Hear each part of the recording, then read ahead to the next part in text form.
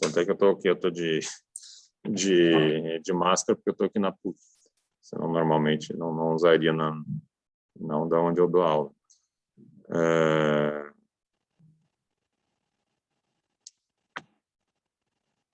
Continuando a locação, então, nós falamos agora sobre locação comercial. Tá?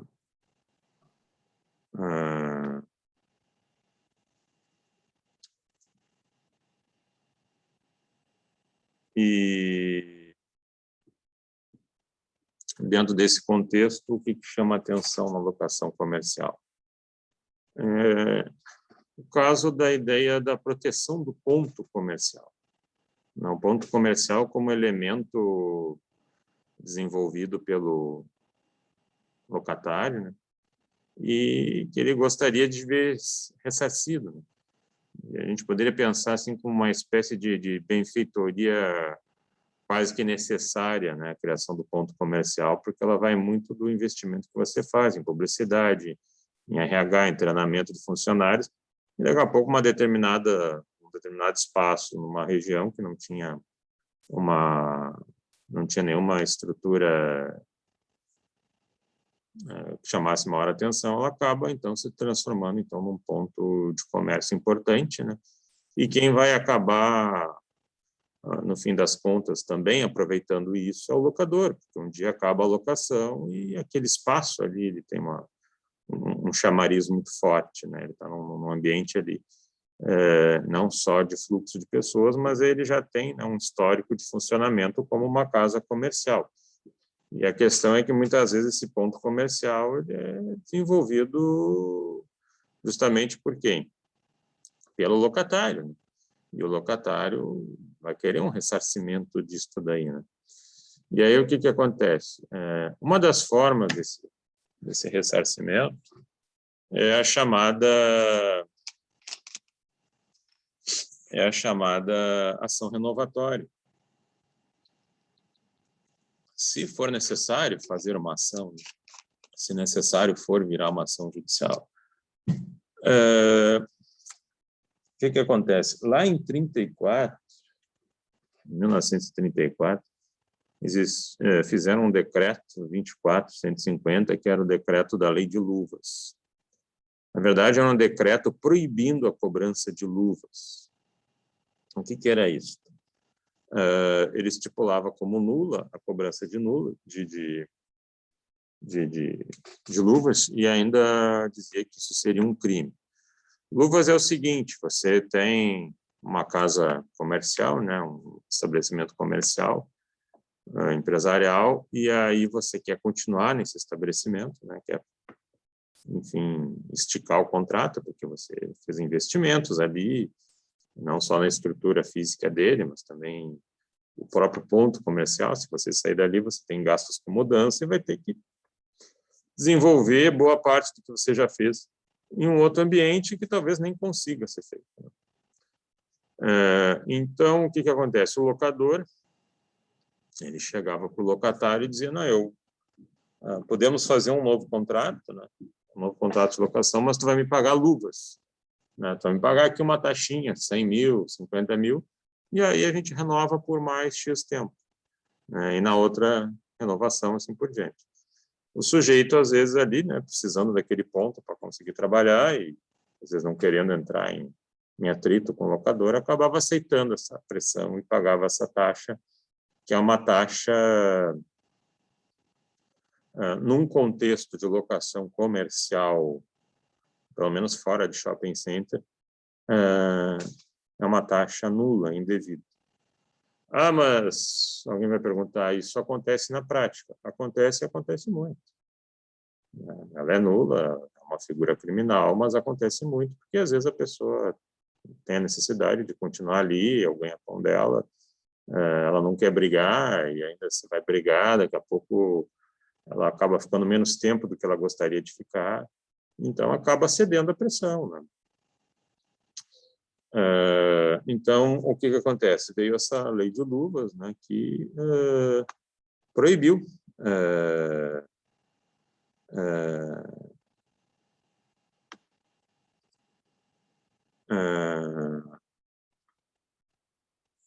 que proibiu, então, a cobrança dessa taxa, né? E a Lei 8245 também traz essa ideia, né, dessa proibição,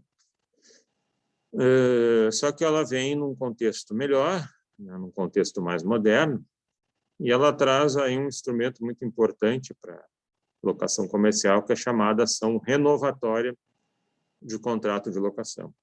Então, por meio dessa ação renovatória, o locatário que estiver passando aí por uma cobrança de luvas ou que tenha fechado requisitos para renovar o contrato de locação, ele pode usar ela e o locador tem que aceitar aquele locatário por mais aquele tempo.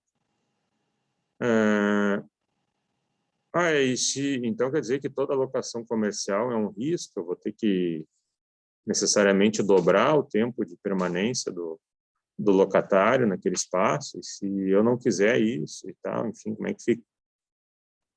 Não é uma estrutura absoluta, né? Mas a primeira ideia é que, se você não quer uma ação renovatória, você constrói um contrato de locação que não dê margem aos requisitos da ação renovatória, é simples. Só que, claro, você como locador, eu imagino que uma pessoa locando um imóvel tem uma tendência, né, de olhar para aquele imóvel sobre vários aspectos. Um deles ele é um investimento para mim, né? Então, como investimento, como renda locatícia, né, eu quero que isso se prolongue o máximo de tempo possível, né? E se for com um locatário que está bem, que paga em dia, melhor ainda. Ele pode alugar por 10, 15, 20 anos, não tem problema. Daqui a pouco, se eu quiser vender um imóvel, ele está lá dentro, até tem uma mais-valia para vender esse bem. Então, eu olho aquilo ali como investimento e trato nesse contexto de ter alguém lá dentro. Mas eu posso também fazer uma visão no sentido de, não, eu quero só alugar por um determinado momento e depois eu acho que eu vou morar e tal. Bom, então, não construa uma estrutura que gere um risco de prolongamento, né? Até porque, se alguém for te alugar sabendo que só vai ficar 3 anos lá e depois vai ter que sair, é um sujeito que vai investir menos.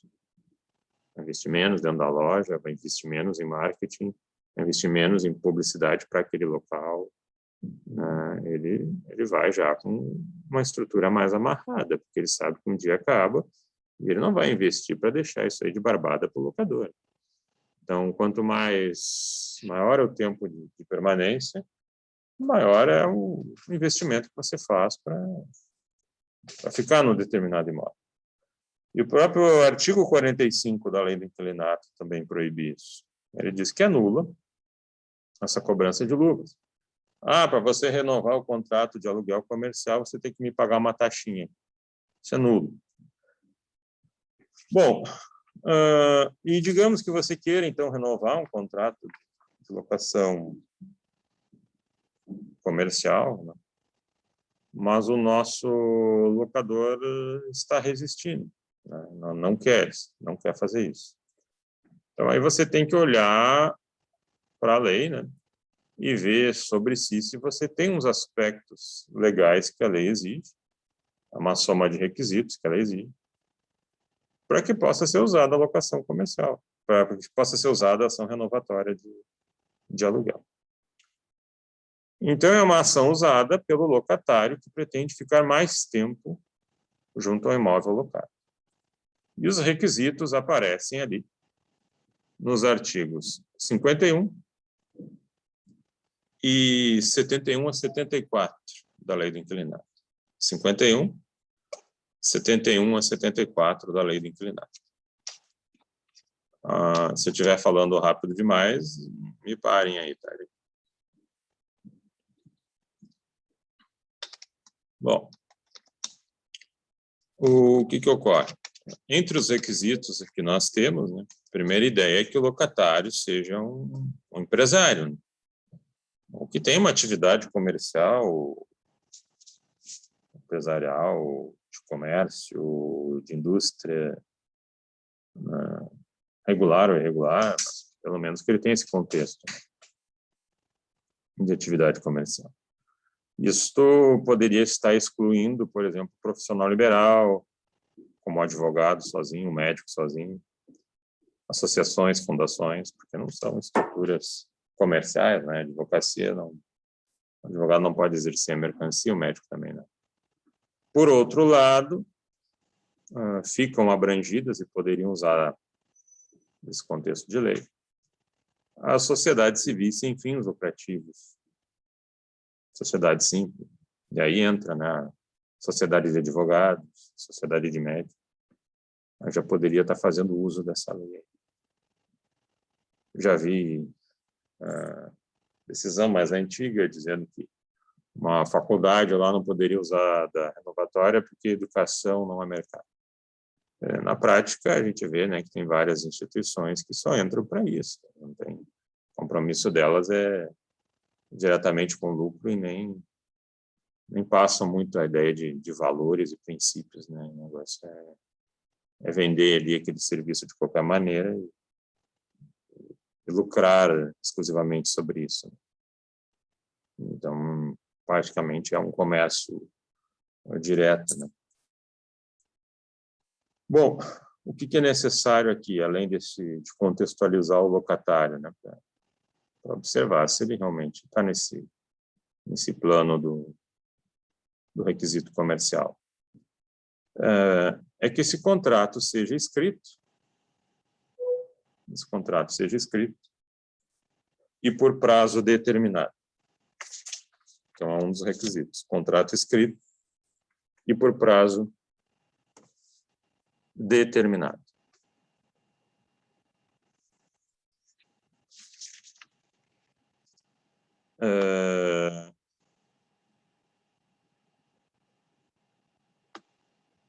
Um outro item é que o contrato tem um prazo mínimo de 5 anos. Então, contrato escrito por prazo determinado e que tem um prazo mínimo de 5 anos. Ou que, nas prorrogações contratuais, se some 5 anos. Né? Começa com 1 ano, aí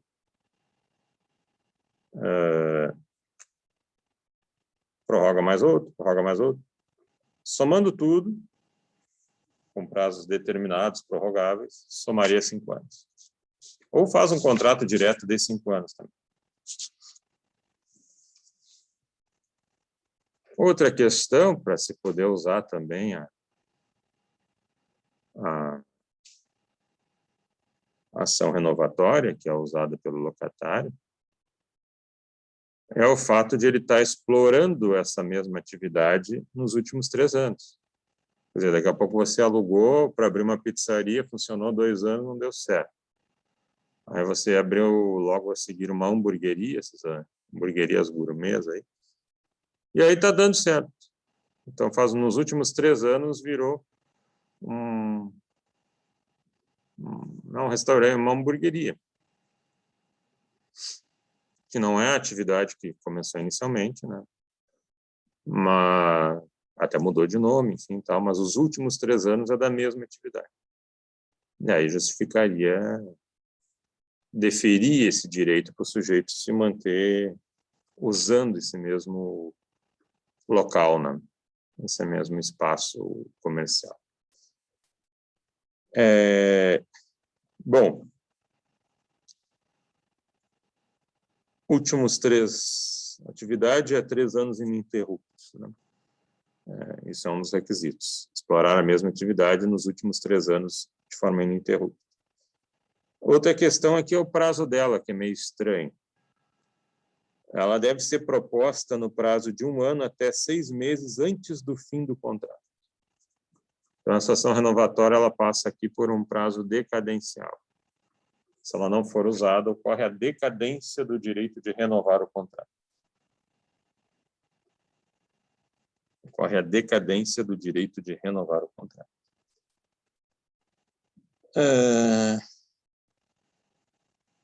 Vamos pensar o seguinte, no prazo de 1 ano até 6 meses antes do fim do contrato. Vamos pensar se o fim do contrato fosse 20 de abril de 2021. Vou pegar uma data aleatória, 20 de abril de 2021. E esse é o momento em que acabaria o contrato, fechando 5 anos. Contrato de locação. Um ano antes era 21 de abril de 2020. Um ano antes, 21 de abril de 2020. O que significa entrar com essa ação no período de 1 ano até 6 meses antes do fim do contrato? Então, eu tenho que voltar 1 ano, e desse 1 ano para trás, eu tenho que jogar mais 6 meses para frente. Então, de 1 ano, 20 de abril de 2020, até 6 meses antes do término do contrato, 20 de novembro de 2020, entre 20 de abril de 2020 a 20 de novembro de 2020, é o prazo de 6 meses que eu teria que ter entrado com a ação renovatória, considerando que o meu contrato acabaria em 20 de abril de 2021. Então, é até 6 meses antes do término do contrato. Eu tenho 6 meses para entrar com uma ação renovatória, uma ação muito rápida, né? É um prazo decadencial muito curto. É um direito potestativo porque, na medida em que eu some esses requisitos, eu falei para vocês, eu tenho direito a renovar o contrato por mais um período idêntico. Então, eu vou ficar mais esse período lá, locando esse imóvel. A cláusula de renúncia dessa ação renovatória, né, se eu fizer com alguém um contrato, nesse contrato o sujeito tem que dizer, não, você vai renunciar à ação renovatória, você não pode usar ela. Essa cláusula de renúncia, ela é abusiva, ela é nula.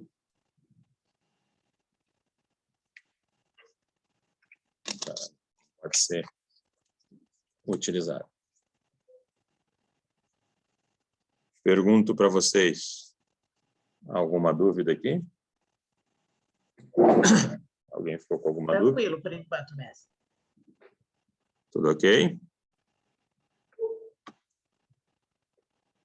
Bom, só que, né, essa ação renovatória ela não é absoluta. Sempre eu vou poder usar, não importa o que aconteça. Ela não é de uso absoluto, mesmo fechando os requisitos. Mesmo fechando os requisitos, ela não é de uso absoluto. E aí, então, existem exceções em que o locador está dispensado de renovar, né, em que o locador tem o direito de retomada. Como era o caso lá do direito de retomada do locador na locação residencial, quando ela entrava no prazo indeterminado. Dependendo do tipo de contrato, os requisitos eram mais duros ou mais tranquilos. E aqui o locador também tem esse direito de retomada e ele fica dispensado de renovar, mesmo que o locatário tivesse os requisitos para renovar. E ali, o artigo 52 da Lei do Inquilinato, ele traz situações em que o locador está dispensado de renovar. Uma delas ali é a questão da insuficiência da proposta de renovação. Insuficiência da proposta de renovação. Artigo 72, inciso 2 da Lei do Inquilinato. A questão de eu alugar não significa que eu tenho que sofrer prejuízo. Quer dizer, se o valor daquele imóvel, se aquele imóvel está mais valorizado, porque o bairro melhorou e tal, eu tenho direito de cobrar um valor de mercado, não preciso ficar com um valor defasado de aluguel. E o que o sujeito quer me apresentar aqui ou é um valor menor ou é um valor não compatível. Se for o caso, a gente tem que até fazer uma perícia judicial aí para ver o que seria o valor correto de aluguel daquele bem. E se ficar mostrado que o valor oferecido pelo locatário é inferior, o locador não precisa aceitar. Olha só, se tu vier com valor X, com valor Y, não vai dar certo. Então, quer dizer, eu não sou obrigado a aceitar qualquer cenário apresentado pelo locatário, mas sim um cenário justo, inclusive com valor de aluguel justo, concernente àquele imóvel.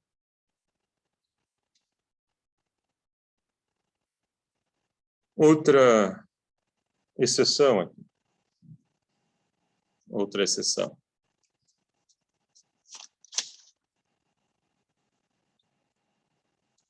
É a reforma substancial do prédio locado.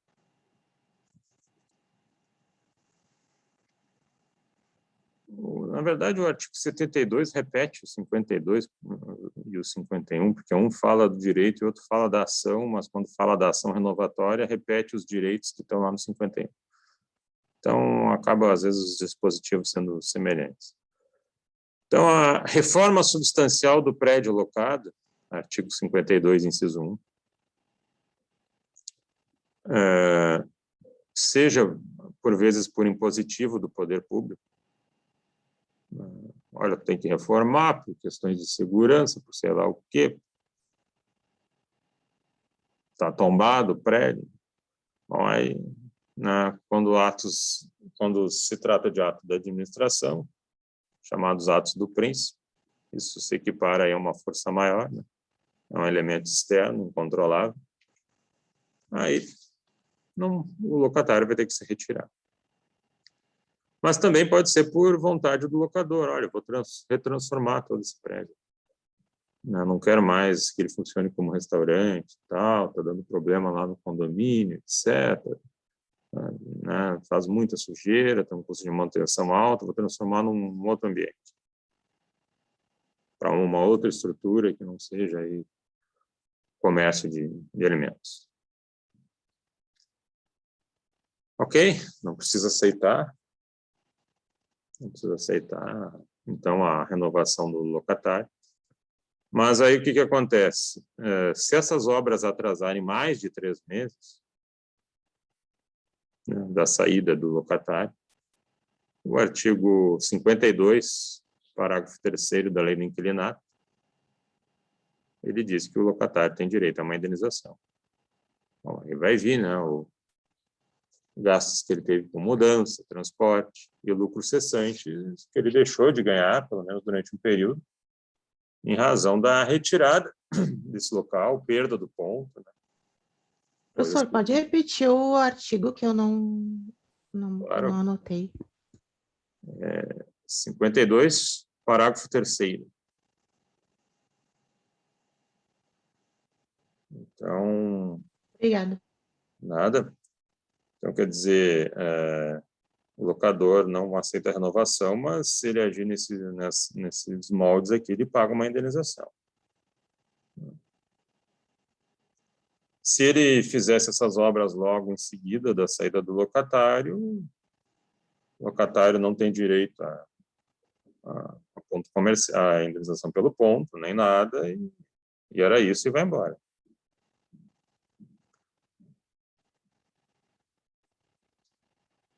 Outro item é a proposta melhor de terceiro. Vamos combinar uns artigos aqui. Artigo 72, inciso 3º, 52, parágrafo 3º. 72, inciso 3º, e 52, parágrafo 3º. O sujeito quer fazer uma ação renovatória, né? Vou manter o valor do aluguel, né? Tá adequado. O aluguel custa 10 mil. Mas aí vem um terceiro e diz, não, eu quero alugar, está aqui minha proposta, 15 mil. Pô, então eu vou para o cara que quer 15 mil, né? Muito melhor. Não é que 15 mil seja o valor, né, justo, mas ele quer pagar, então, problema dele. Então, vou aceitar essa. Mas se eu fizer, então, esse aceite dessa proposta, melhor de terceiro, e o locatário tinha direito a renovar, eu vou acabar dispensando ele, eu não posso ter prejuízo. Então, não vou alocar contigo, não vou renovar, mas aí eu tenho que indenizar ele. Aí vem de novo, né? Danos emergentes, despesas de saída, transporte e lucro cessante, né? Então tem que ver o seguinte, se essa proposta melhor de terceiro a longo prazo, ela é realmente interessante para fazer frente a essas dívidas ainda. Para fazer frente a esses débitos que tem que acertar com o locatário, já que ele não vai renovar o aluguel, né? E ele tem direito por todo esse fundo de comércio que ele construiu ali, especialmente o ponto comercial. Então, vou ter que acabar indenizando ele disso mesmo.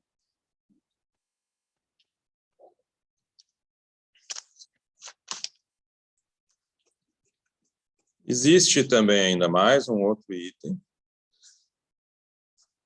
que fala em uso próprio pelo locador. Artigo 52, inciso 2.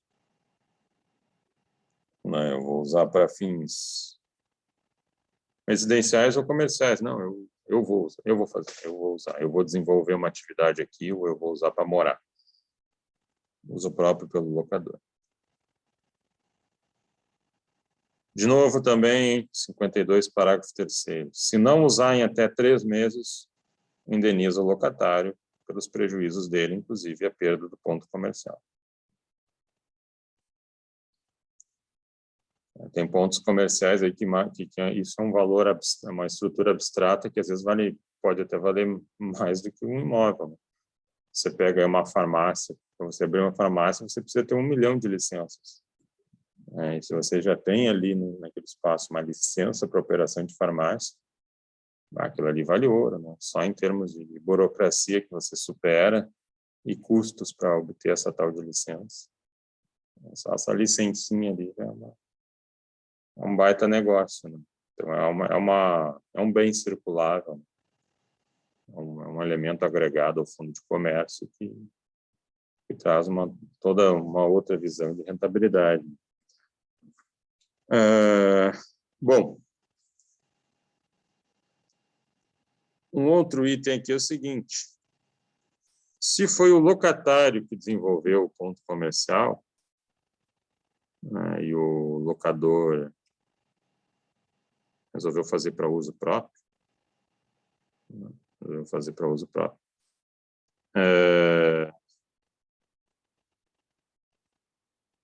ele não pode destinar esse bem para a mesma atividade do locatário, porque tu está roubando a clientela dele.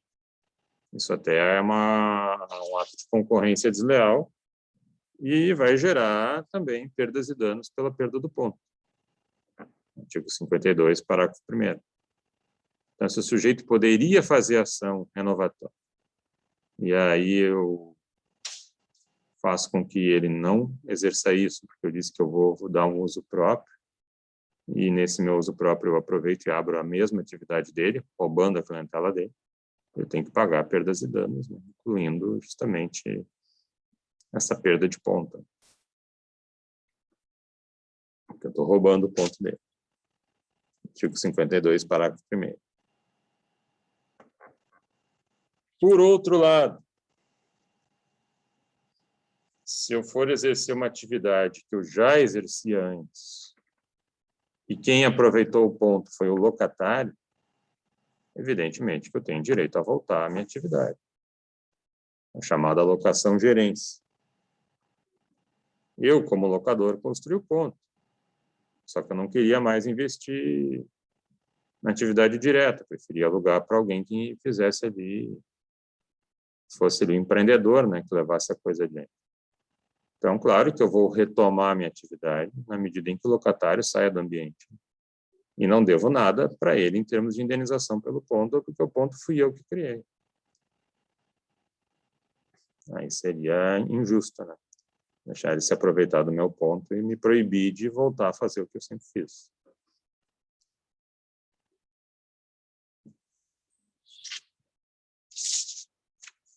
Alguma dúvida aqui, gente?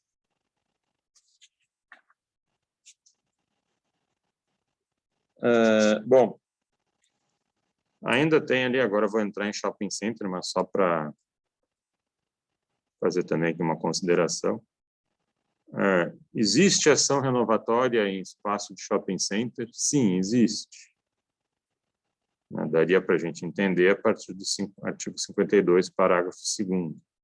Porque a locação em shopping center ela tem um contexto diferente da locação comercial pura. Ela é muito mais complexo, envolve um cenário de outros serviços e outras estruturas agregadas. Uma coisa é você alugar um ponto, às vezes numa galeria, ou às vezes na rua. Outra coisa é você desenvolver uma atividade dentro de um shopping center. No shopping center, inclusive, se entende que o sujeito possa até ser cobrado de luvas, entre aspas, uma taxa para renovação. E mesmo tendo os requisitos para renovar,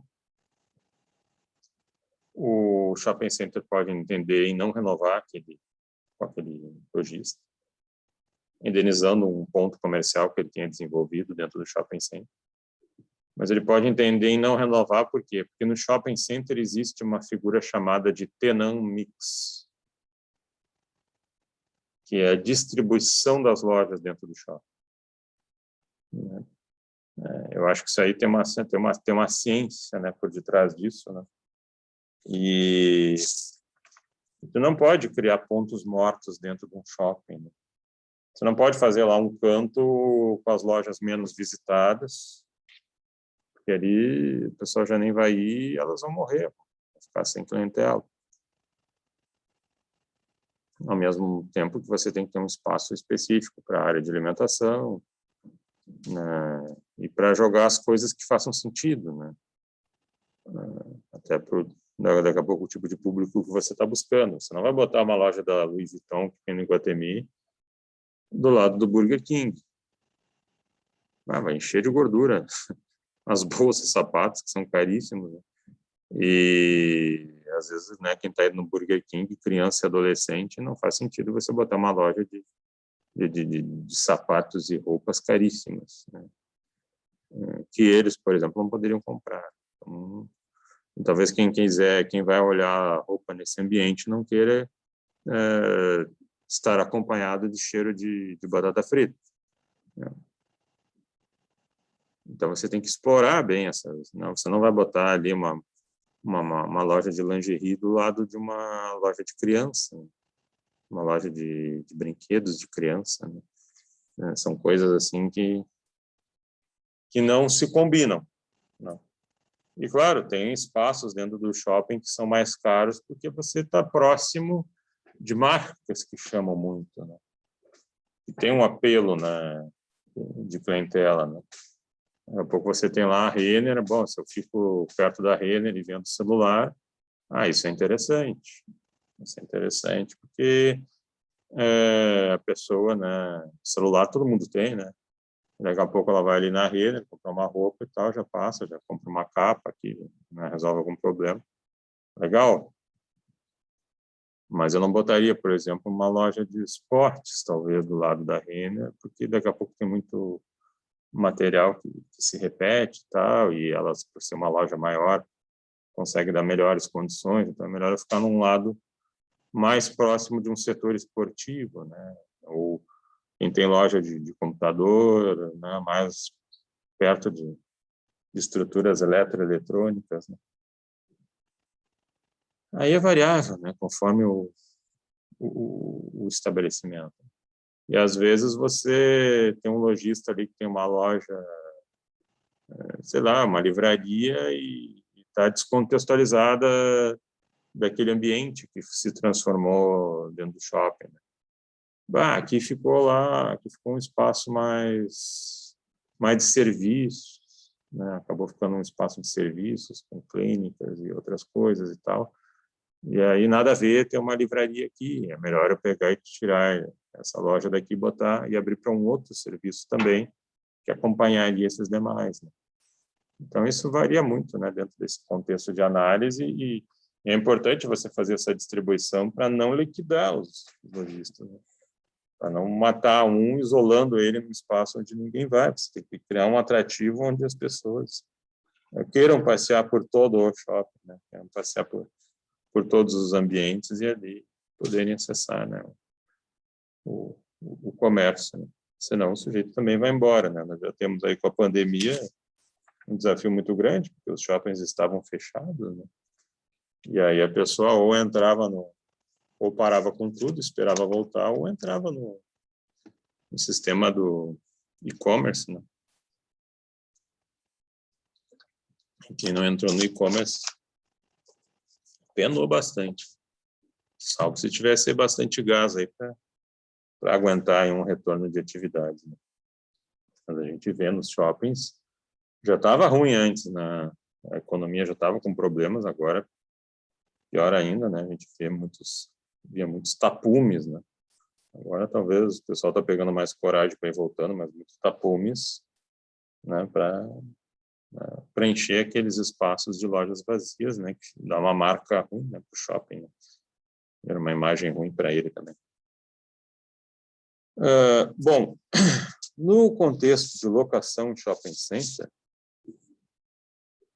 nós temos aqui, na verdade, o nome deveria ser o quê? Contrato atípico de cessão de uso de espaço comercial em shopping center. Contrato atípico de cessão de uso de espaço comercial em shopping center. Isso seria o nome correto para se dar para locação em shopping center. Ele é um contrato atípico, não tem lei própria, né? A própria lei do inquilinato, né? Ela, no artigo 54, ela fala que prevalecerão as condições livremente pactuadas. Então, tem exceções que numa locação residencial e comercial a gente não aceitaria, mas aqui já é possível operar nesse sentido. Não digo que passe tudo livre, né? Às vezes existem abusos, né? Mas existe aqui um poder de controle muito grande por conta disso na mão das administradoras de shopping. O artigo 425 do Código Civil diz que é possível as partes estabelecerem contratos atípicos, né? Criarem novas modalidades desde que elas não afrontem os princípios gerais, né? Aquelas regras básicas, boa-fé objetivo, do contexto contratual. Mas aqui, né, são todos contratos de adesão e existem aqui regras bem pesadas, né, que acabam recaindo sobre o locatário, né? Os aluguéis são bastante caros também, então realmente você tem que ter um espaço de movimento que vale a pena, né? Tem que ser um atrativo. E que a gente vê hoje os shoppings fazendo parcerias, né? E se expandindo também para serviços, né? Hoje o mercado de serviços é sempre bastante proeminente, né? E hoje você vê parcerias aí com locais com escritórios, você vê lá o Barra Shopping, tem a torre de escritórios, aí você já aproveita lá o pessoal que frequenta o escritório, inclusive funcionários e donos saem dali, já vão no Barra, já consomem ali dentro, o vestuário, outras coisas, comidas. Aqui no Iguatemi, não sei se ainda está funcionando, nós chegamos a botar até uma faculdade lá dentro, tem uma filial da Laureate, que comprou, né, a Uniriter, né, entre outras, né, comprou a FAPA também. E eles têm uma unidade lá dentro do shopping, né, e aí você pega também esse público, né, de estudantes que invariavelmente acabam passando ali naquele setor e, enfim, aproveita eles também como clientela, né. Então você vai fazendo parcerias e ampliando, né, o leque de opções que você tem dentro desse ambiente, né. Em termos de Brasil, shopping ainda funciona bem, porque aqui a gente tem um problema crônico de insegurança, né? Você chegar num padrão hoje, você não pode deixar uma criança andar sozinha na rua, né, numa praça e tal, ou vai ser assaltada, ou vai ser molestada, violentada, quer dizer, existe uma falta de controle muito grande nisso, né? Não só crianças, outros, né, que no shopping você acaba controlando. Eu não digo que seja 100%, mas É mais difícil você ser atacado lá dentro, né, por um roubo, né, porque o sujeito tem câmeras vendo ele vai ter que passar pela segurança A, B e C, pode chamar atenção. Então, é um ambiente que o bandido tende a evitar. O bandido é um cara que busca facilitação, né? Ele não busca criar um ambiente de guerra, salvo a segunda temporada da Casa de Papel. A primeira, eu não vi, parece que foi bem inteligente. A segunda, eles já criaram ali quase que uma guerrilha, uma revolução dentro de um banco. E aí eu acho que ele já se perdeu a graça. Mas dentro do shopping você tem essa estrutura de segurança que para o Brasil é interessante. Agora, se você pega a shopping center em termos de Estados Unidos, né, a coisa já entra num contexto bem diferente, né, porque a Amazon acabou com os shoppings. Você entra dentro do site da Amazon e escolhe o produto que você quer, de imediato ele chega para você, e também tem o seguinte, não chegou no dia marcado, o dinheiro estornado. Não tem conversa. Aqui no Brasil, tu ainda tem que ficar ligando para o saque, para o cartão de crédito, para sei lá quem. Mas a gente não chegou, está estornado, né? Então, quer dizer, tu cria assim, um limite de confiabilidade. E agora, com a pandemia, pior ainda, que o sujeito já nem sai mais, né? Por que eu vou ir até o shopping? Aí tem a dificuldade de estacionar. Aqui você vai no shopping, né? Pô, cobram R$ 15 de estacionamento. Quer dizer, aí muitas vezes você vai lá pegar uma promoçãozinha, alguma coisa. Vou pegar uma promoção no McDonald's, se gastar R$ 15 já se foi. Isso eu não sei, eu acho meio equivocado, né? Mas eles que sabem, né? Das metas de lucros, né? Como eles devem operar, eu acho meio ruim, né? Então é melhor ir no Bourbon Country, que pelo menos eles te forçam a entrar no supermercado deles, né? Para comprar alguma coisa, mas pelo menos isso abate ali o teu ticket de estacionamento, né? Mas o que a gente vê ali em termos de shopping, né? De locação de shopping center, é um contexto muito variável, inclusive não só de direitos e obrigações, mas de valores. Se a gente for pensar assim, como é que se forma, né, a verba o aluguel, né, o valor do aluguel. Não é só o aluguel, você paga uma série de outras taxas também que são lançadas, né? Tem o condomínio, né, obviamente, né, que isso viria em qualquer outro lugar que fosse vinculado, né, a uma estrutura de mais de uma unidade. Mas você, ali, quando vai pegar ali a verba de locação de cada unidade, o shopping vai cobrar pelo metro quadrado, né, que é o espaço que você ocupa, e pela localização. Eu estou perto das lojas Renner, eu estou perto da Colombo, eu estou perto da Magazine Luiza, eu estou perto ali do McDonald's, né? O cara da Álvaro Esquina já está lá. Então, tu já está numa zona de fluxo grande, né? Estou perto ali da operadora Vivo, claro, né? Que é um elemento também atrativo muito grande. Então, essa proximidade com esses espaços vai gerar possivelmente um valor de metro quadrado mais caro do que em outros ambientes do shopping center, né? Aí também tem índice de rateio de despesas, né, que aí pode ser variável também para o tipo de estabelecimento, né? Eu não vou cobrar o mesmo valor de uso de água de uma loja de vestuário do que eu cobraria no McDonald's, né? ou num restaurante, porque lá eles usam basicamente isso e essa outra não usa, né? Então, quer dizer, talvez para um fique mais caro do que o outro. Fundo de promoção, né? Quando a gente vê Dia das Mães, Dia dos Pais, troque suas notas, concorra a uma BMW, sei lá. Quem paga aquele BMW é o lojista. Não é o shopping, né? Então, existe um fundo de promoção com valor X, que envolve, inclusive, a publicidade. Vincular na internet, fazer a campanha, botar na TV. Tudo isso gera um custo, né, para esse fundo de promoção, e aí todos os lojistas vão lá e põem uma verba em cima disso, porque isso é um atrativo para o shopping, né? é um motivo para atrair as pessoas ao shopping center. Também existe possibilidade, às vezes, de cobrança de aluguel em dobro. Ali em dezembro eu cobro em dobro, por quê? Porque aí o pessoal vem mais, tem mais movimento, é Natal, na Páscoa também, também daqui a pouco você cobra por um percentual de vendas, né? Você tem um mínimo ali de aluguel, se as vendas não atingirem o valor X, você cobra o mínimo de aluguel, se elas atingirem o valor Y, você não cobra o mínimo e cobra um percentual em cima das vendas, né?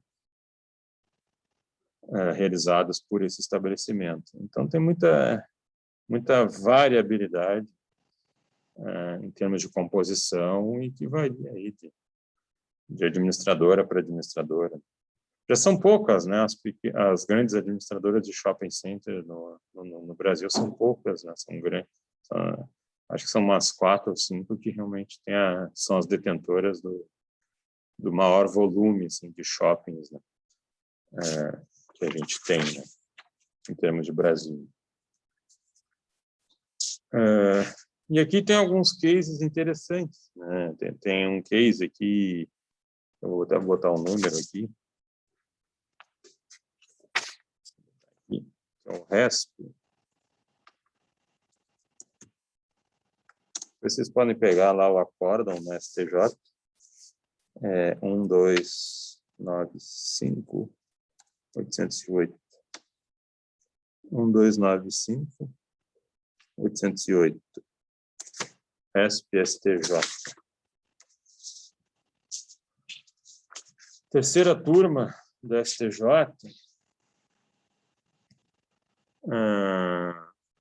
Isso aqui é briga de cachorro grande.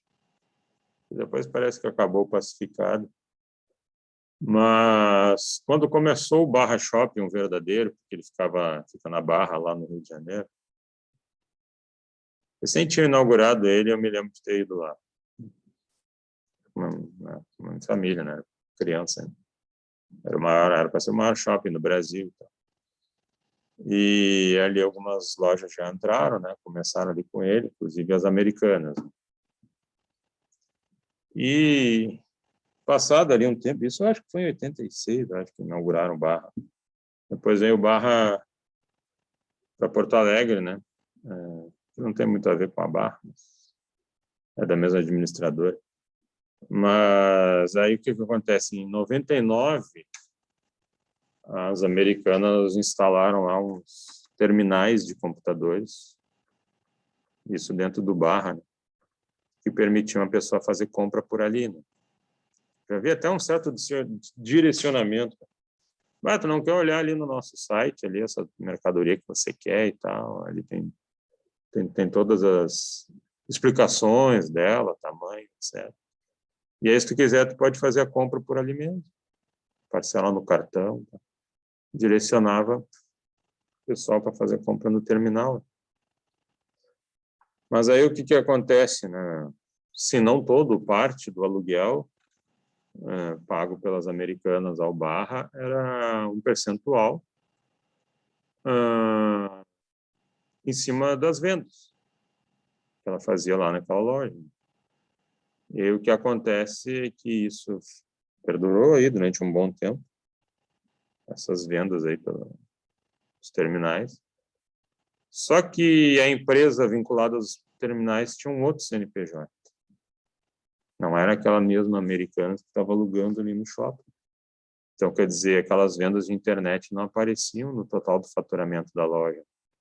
E aí a administradora do shopping, que é a Multiplan, ela recebia menos. Só que as pessoas elas eram atraídas pela loja. Elas queriam ir nas lojas americanas, elas não estavam fazendo compra de casa. Elas eram atraídas pela loja, né, e faziam compras na loja. Tudo bem que o material não está lá na loja, tem esse atrativo, né, para a pessoa comprar lá, senão ela compraria de casa. E aí a Multiplan resolveu entrar com uma ação por infração contratual, pedindo despejo e valores, né, por conta dessas operações aí das Americanas. Em primeira instância, essa ação foi julgada improcedente, né, até com aquela figura Vocês já ouviram falar, venire in contra factum proprium? Não, partindo do princípio em que essa situação era conhecida da Multiplan, e ela deixou que assim ficasse, anos a fio. Então, agora ela não podia querer mudar o comportamento dela, por aí ser contrário à boa-fé, já que ela permitiu que aquilo ocorresse, sabendo que assim acontecia e que ela estava satisfeita. Então, um belo dia ela decidiu que isso era ilegal. Só que isso chegou na STJ, e o STJ disse, tem uma relação associativa aqui, o que eu estou vendo em relação às americanas é uma deslealdade. Se aproveitar do ponto, do espaço, para fazer o sujeito comprar com outro CNPJ para não gerar faturamento maior para outra administradora do shopping ganhar menos. Então, a STJ julgou ação procedente para a Multiplan. Mas será que as americanas, como é que ficou o cenário delas? Eu não sei lá se as americanas ainda existem no Barra Shopping. Creio que deve existir. Que é uma estrutura muito simbiótica. Você tem essas lojas mais populares, né, com exceções de alguns shoppings mais, vamos dizer assim, shoppings de alto luxo, né, tipo Jardins, lá em São Paulo, que aí você ganha mais pela unidade, chama outro tipo de público, né. Mas mesmo assim, shoppings que têm lojas de alto luxo tem uma abertura grande também para lojas mais populares, né? Como é o caso das americanas, né? Que às vezes você quer comprar um troço de alto luxo, mas também que é uma coisa ali que pese menos e de um uso mais comum. E as americanas têm muito esse chamariz, né? E talvez um dependa do outro. Se é um ambiente de muita circulação, eu, como americano, vou vender tendo a loja física. E eu, como shopping, preciso dele porque chama as pessoas, né? É o tipo de loja que individualmente chama as pessoas, né? Assim, às vezes, como é um McDonald's, um Burger King. Então, eu acho que acabaram se encontrando e se reconciliando, né, nessa briga aí de cachorro grande. Embora eu não concorde realmente com o que as americanas tenham feito, se aproveitar do ponto para faturar em cima e lançar como se fosse uma outra empresa para fugir da prestação de contas. Eu não concordo de maneira alguma. Um outro cenário aqui, que eu também sugiro a leitura, é a apelação civil, tá? Estou botando assim APC. Apelação civil TJRS.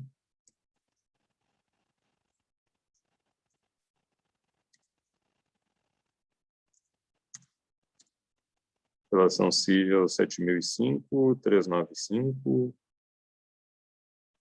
314. Isso daqui envolveu um problema que nos shoppings acontece bastante, chamado de cláusula de raio. Cláusula de raio. E aqui foi briga de cachorro grande também. Cindy Lojas Porto Alegre versus Shopping Iguatemi.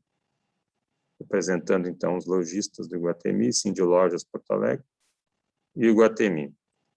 O Iguatemi é um emaranhado aí de sócios, né? Tem aqueles que têm mais, aqueles que têm menos. E aí, o que acontece? Quando o Iguatemi começou, e eu fui também na inauguração do Iguatemi, acho que o Iguatemi era 1/3 do que é hoje.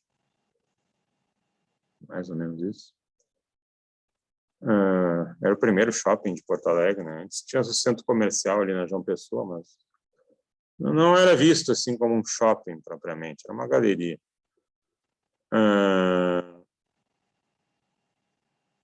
O Iguatemi, quando ele começou, ele chegou a ter fila. Tinha fila externa para as pessoas entrarem dentro do shopping, né? Visitar ele. Porque era o primeiro shopping de Porto Alegre e do Rio Grande do Sul. Eles tinham, na época, também grandes estruturas natalinas, equipamentos que se mexiam, chegava a dar fila lá para... Fila enorme para ver aquilo. O pessoal fazia fila na escada rolante para poder ver de cima. E realmente era bem bonito isso, era bem interessante. Hoje em dia, as decorações são bem mais simples no comparativo do que já foi. Quando o Iguatemi começou, isso era o ano de 83, então ele estabeleceu uma cláusula com os lojistas, que foi a chamada cláusula de raio. Então, o sujeito é o seguinte, até 2 quilômetros ele não poderia abrir uma filial. Uma cláusula de raio dizia que até 2 quilômetros ele não poderia abrir uma filial da empresa que tinha lá dentro do shopping, porque o shopping fazia investimentos variados, né? Ele tinha que tirar esse lucro dele, e uma das formas de tirar esse lucro era garantindo a exclusividade. E essa cláusula tinha 2 quilômetros de distanciamento. E aí, o pessoal aceitava e tal.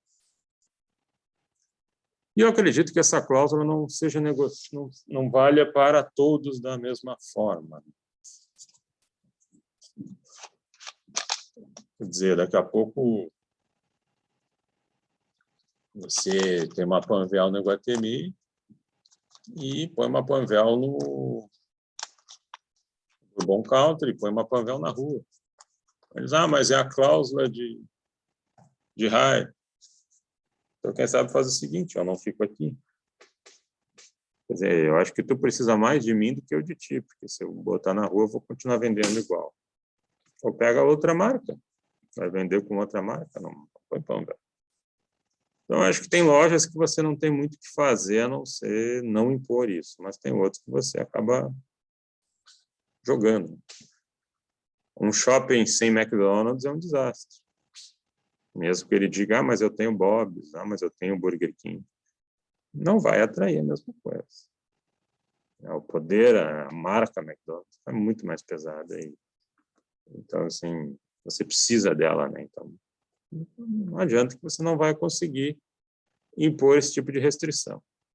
E aí, em 2002, de forma unilateral, eles aumentaram esse raio de 2 quilômetros para 3. Dizem que foi por causa do Bourbon Valley. Já tem ali o Bourbon Country, que eu acho que não desafia tanto o Iguatemi. Muita gente até estaciona no Bourbon Country e atravessa para entrar no Iguatemi. Depois faz uma comprinha ali para pagar o ticket, né? O brasileiro é um cara que se adapta, né?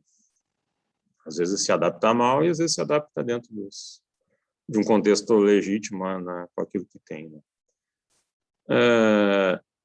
Mas o Bourbon Country já não era problema, né? Porque eu acho que ele não desafiava tanto o Iguatemi em termos de concorrência. Até que tem muitas lojas que se repetem. O que irritou ele talvez tenha sido o Bourbon Valley, não, o Bourbon aquele desses Brasil ali. Porque aí já é a mesma empresa, Bourbon, é um shopping maior, mais arrojado, com mais lojas. E aí o Iguatemi não queria ver as suas lojas lá, as lojas que ele tem lá. E aí ele trouxe esse aumento unilateral para 3 quilômetros, e aí realmente atinge o vale. E aí o pessoal entrou na justiça. E aí teve até uma mastrente, né, por descumprimento, né, caso insistisse nessa cláusula de raio. Fora também alegações de cartelização, monopólio, quer dizer, e consumidor, como é que fica? Quer dizer, eu não posso comprar na rua porque na rua não tem fornecedor, e lá ele poderia me cobrar menos porque ele não tem os custos do shopping, então eu sou obrigado a comprar no shopping e pagar mais. Também tem esse contexto que atinge a própria ideia do direito à concorrência e também da proteção do consumidor. Mas aí o que acontece? A cláusula de raio é uma cláusula naturalmente e sempre abusiva? Não. Um administrador de shopping pode impor uma cláusula de raio em razão de limites geográficos, até 2 quilômetros, não pode pôr um concorrente, e temporais também razoáveis. Não pode botar para um lojista uma cláusula de raio que dure 20 anos, que realmente tu está impedindo a liberdade de trabalho dele, né? Querendo englobar esse sujeito como um exclusivo locatário certo. Agora, 5 anos é um tempo aceitável para que ele retire aí o investimento que ele faz, né, ao aceitar alguém dentro do estabelecimento. E também um limite geográfico razoável. Imagina você botar lá uma cláusula de raio de 10 km. Bom, quer dizer, eu estou aqui no Iguatemi, Zona Norte, e eu vou ter que botar uma filial em Belém Novo, lá para o final da Zona Sul, lá com muito menos movimento. Não tem sentido, eu queria botar uma no centro, ou uma na Carlos Gomes, enfim. Não estou nem falando aqui do lado, mas em outras proximidades. Então, assim, na medida em que ela se mostre desarrazoada, quer dizer, que impeça o sujeito de botar uma loja dentro da cidade, dentro da mesma cidade, que ela seja ad eterno, sem limite geográfico, esse limite seja exagerado também, ela passa a ser abusiva. Mas se tanto o limite geográfico quanto temporal forem razoáveis, forem racionais, ela passa e ela não gera nulidade, e ela é aceitável. E tem mais uma estrutura aqui também, que eu sugiro aqui a leitura,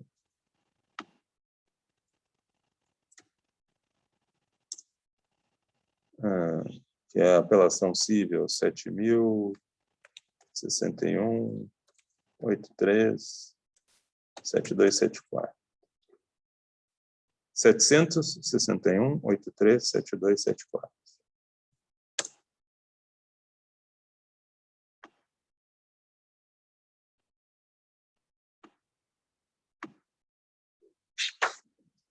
Vocês estão recebendo esses números aí? Tá tudo ok? Tá chegando aí para vocês? No chat? No chat. No chat? Não. Eu não estou recebendo. Não sei. Não estão recebendo? Espera aí. O troço aqui tá... Eu não sei o que aconteceu com esse computador aqui. Tinha um outro computador e ele...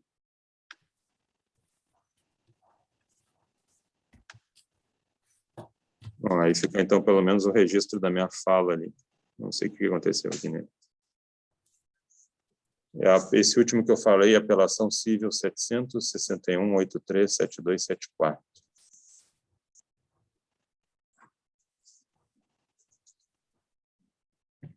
Tá.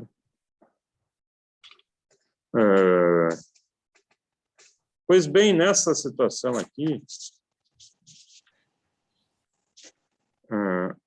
a nossa empresária locatária, ela quis se defender usando o CDC. Era uma locação em shopping, ela quis dizer que ela era consumidora.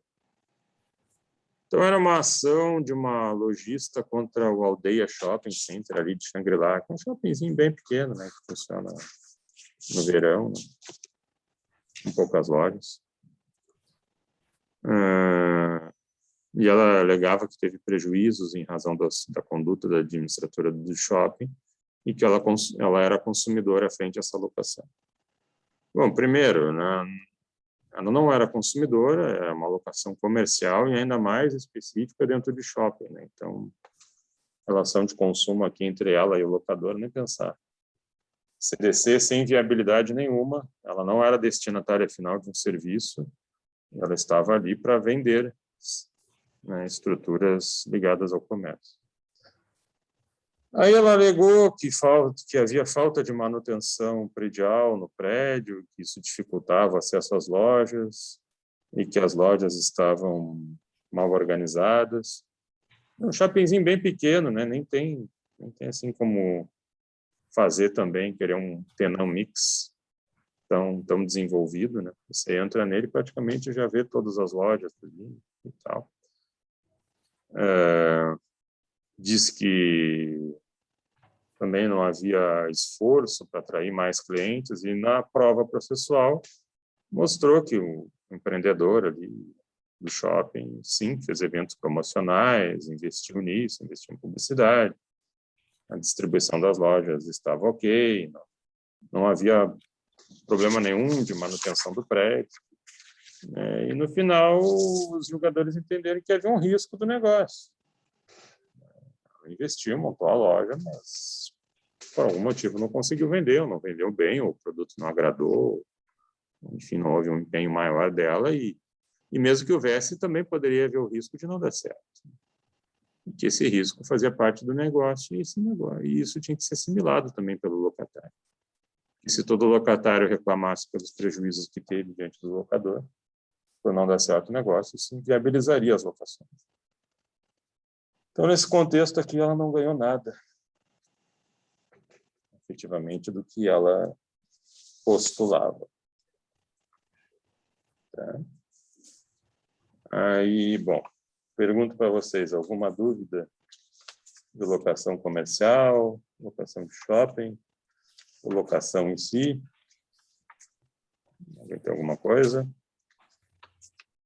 Caso não tenham, a gente pode, então, trocar de contrato.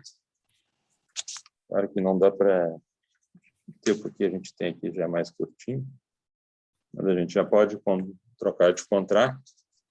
E vamos para um que tem relação muito próxima com a locação.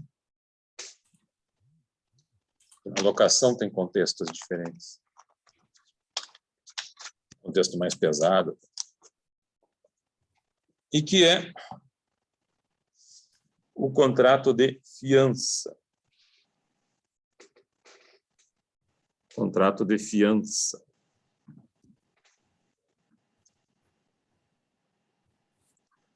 O contrato de fiança, ele está previsto ali nos artigos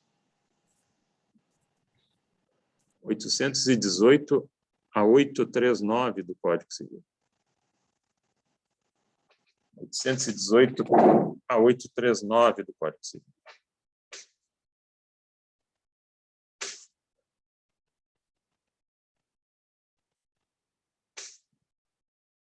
Trazendo aqui um conceito, é um contrato, se a gente fosse botar um conceito no contrato de fiança, é um contrato pelo qual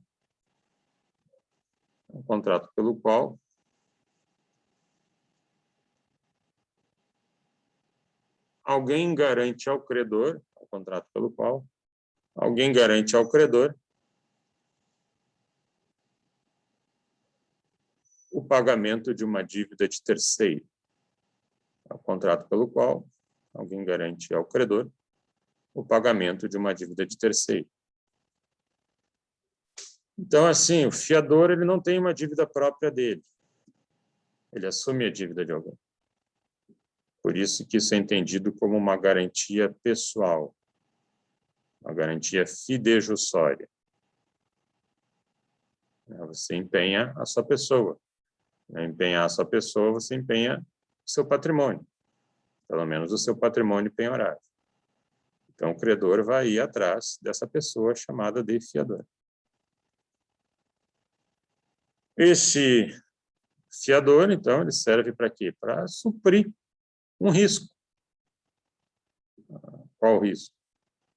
Ele serve para suprir um risco de insuficiência patrimonial de um devedor. O fato de o devedor não ter patrimônio, eu tenho alguém que vai pagar por ele. Depois pode até se ressarcir com esse devedor, mas eu acredito que não vai encontrar nada. Dificilmente vai achar alguma coisa. É um contrato gratuito, né? Então, quer dizer, é complicado, né? Para ser fiador, você tem que confiar muito, né? E mesmo sendo parente, tem que confiar muito, porque senão ele vira um destroçador de relações. Você ser obrigado a pagar uma dívida de outro e ver que o outro não colabora em nada e que ele deixa a deriva sofrendo, eu acho um cenário aí muito ruim, né? Muito desgastante, né, para toda e qualquer relação. Diferentemente do aval, né, ele é diferente do aval porque o aval a gente dá em títulos de crédito, cheque, letra de câmbio, nota promissória. Então, você é um garantidor do título de crédito. Se o título não for pago pelo devedor, o portador do título vai atrás do avalista. E o avalista sempre é solidário com o devedor, diferentemente do fiador. Nem sempre o fiador pagará diretamente, de forma solidária, por inteiro a dívida. Tem elementos estruturais para que isso não aconteça. Já o avalista sempre é solidário e o avalista está vinculado a um título de crédito. O fiador está vinculado a um contrato. Pode ser locação, mas pode ser outros também. No caso aqui da fiança, nós temos uma obrigação imperfeita. Mas por que imperfeita? Temos uma obrigação imperfeita, por quê? Porque existe a relação, não existe uma relação de débito, né? O débito não foi gerado pelo fiador, mas ele tem a responsabilidade de pagamento. Então, ele não é o gerador do débito, mas ele é responsável pelo pagamento da dívida, fazendo da obrigação uma estrutura imperfeita. E a fiança, então, sempre vai ter dois contratos, né, para que ela surja. Né? Não existe a fiança isolada por si própria. Existe um contrato principal entre credor e devedor. E existe um contrato acessório, que é a fiança, contrato de fiança, que a gente estabelece entre credor e fiador. O principal é credor e devedor. E ele dá margem ao surgimento da fiança, que não existe por si só, não existe uma fiança solta sem estar vinculada a nada.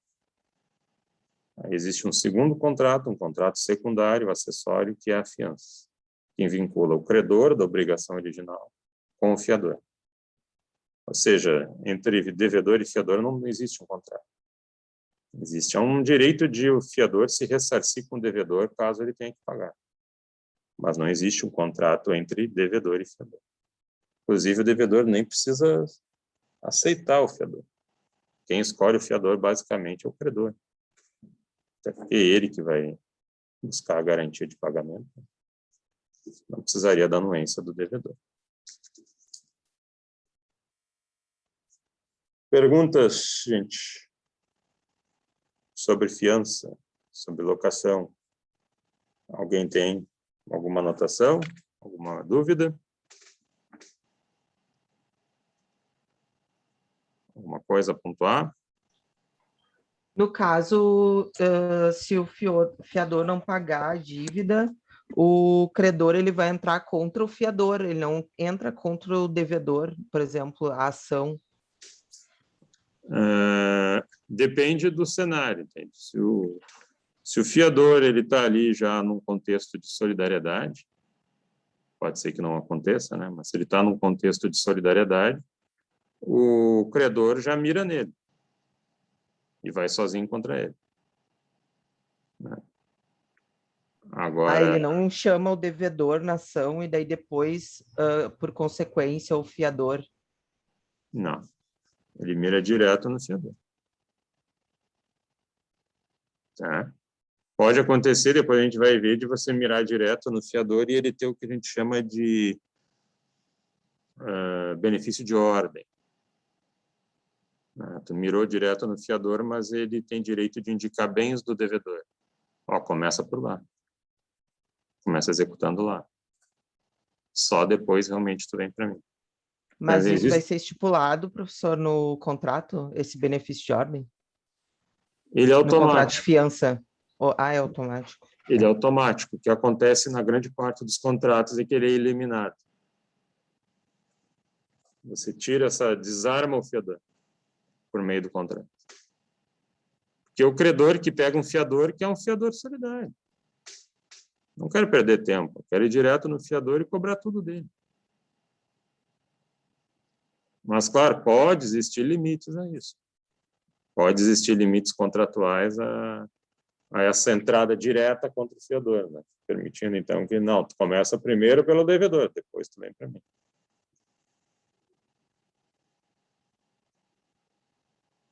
Mas isso aí a gente vai ver depois, esses detalhezinhos aí. Em suma, não é bom ser fiador. Essa é a primeira regra. É legal debater juridicamente, mas não é bom ser fiador.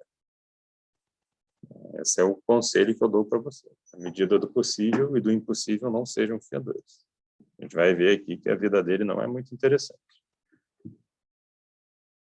Dúvidas aqui, gente? Alguém tem mais alguma dúvida? Se não, então, bom, essa semana foi só de um encontro. Então, nos vemos na segunda-feira. Damos continuidade aí às fianças e outros. E aí retornamos. Para uma boa volta de feriado, já demos aí um arranque interessante. Certo, gente? Valeu, então. Certo. Aí daqui a pouco lá já está o áudio lá para vocês lá também. E continuamos na segunda-feira daí. Um abraço aí a todos.